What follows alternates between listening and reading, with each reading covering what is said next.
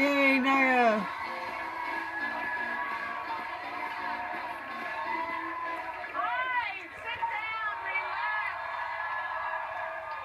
There are two black people on that panel. One's Hispanic black. Whoopi will be back tomorrow. We're all happy about that. And Rosie Perez will be back next month. Joining us as guest host today, our actress, Naya Rivera, ladies and gentlemen. Mario Cantone. The lovely Nicole Wallace, who's always here, but why not introduce her? And judge on America's Got Talent, Mel B. How are you, Mel?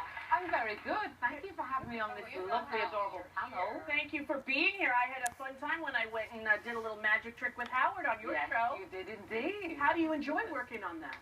You know, I love it. It's a nice, humble family show, and I get to watch a lot of good talent and a lot of not so good talent. Right. I love your Especially in the house.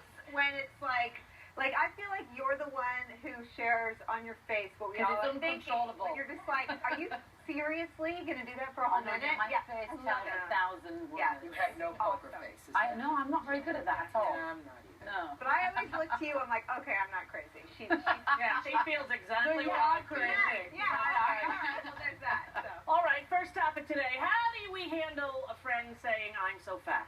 I will say this as a heavy person, that no heavy person has ever asked me if they look fat. And I've never asked anyone, but every thin person I know says to me, do I look fat? And then I want to hit them, you know. But like people in single digits are way obsessed. My best friend is a slamming looking woman, and she's always like, I'm getting so thick and menopausal. I'm like, your abs are poking out. You look magnificent. Don't make me punch you in your abs. You look really great.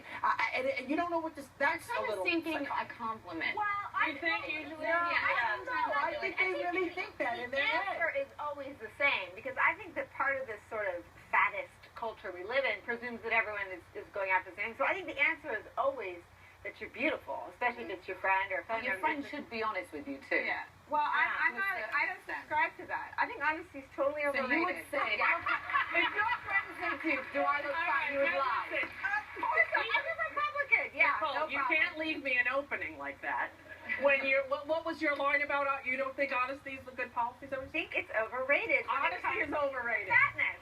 No, when it comes to fatness only? Just fatness. Okay, I'm all right. trying to think of other categories. Right. But Best friend, and you know who you are, I love you very much, but she's always like, oh, I'm so fat. I'd be like, well, then let's go to the gym tomorrow. And she'd be like, no, I drive to the gym, I look at it, I drive away. So it's like you're asking for a compliment. Yeah. I think it's so in your head. Some days I look in the mirror and it looks like my body's just melting off.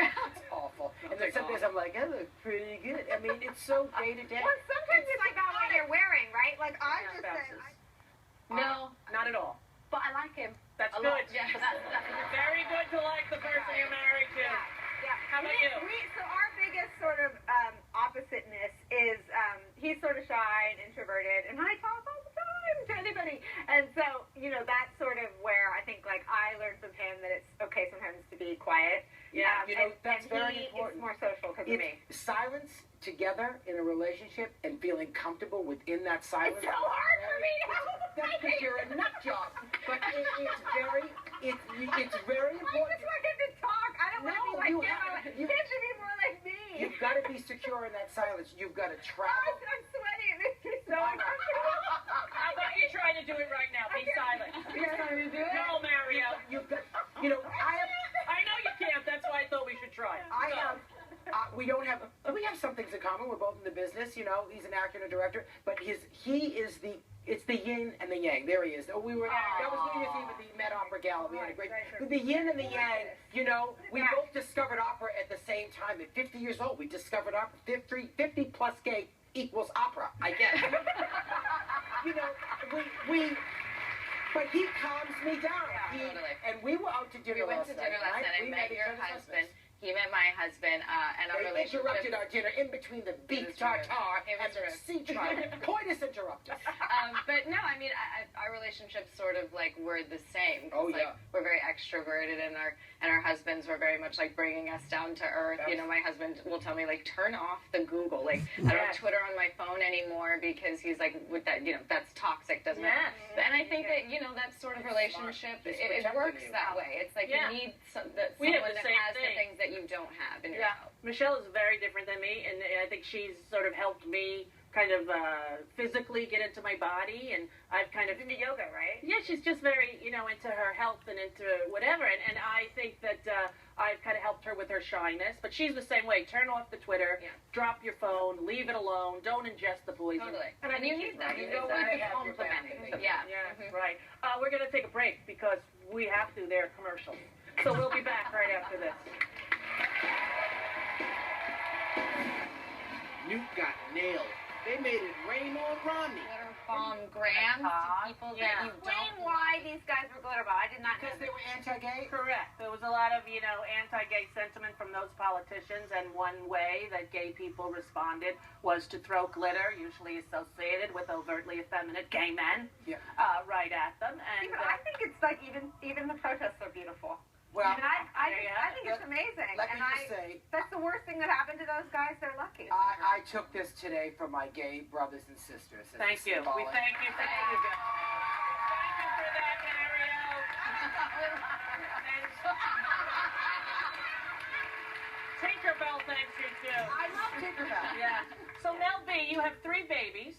I do, And yeah. your youngest is how old? My youngest is the same. After my dad looked down there. Oh. Really?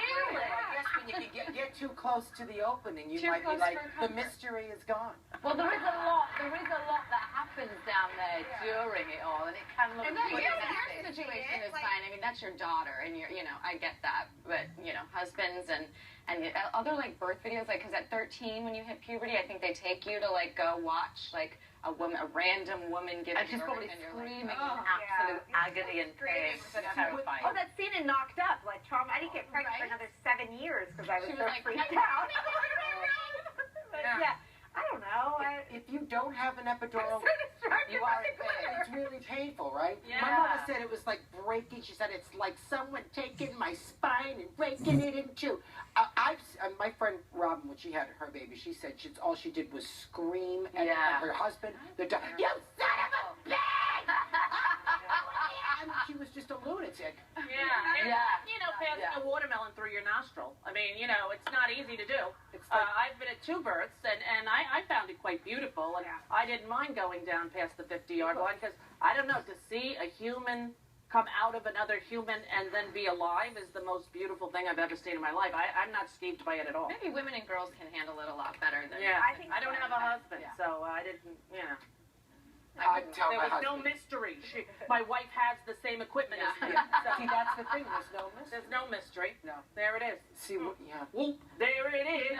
There's a new item available on Etsy. Dogs like to sniff each other's Yes. brown thing. I think they're supposed to, but I think it's so that, How does the dog poop? Is it a sticker? I don't know. That's awful. Like, have you ever kind of taken a Band-Aid off, like, the hair on your arm? Like, poor dog. And if you don't want to look at a dog's butthole, don't get a freaking dog. Wait, so look.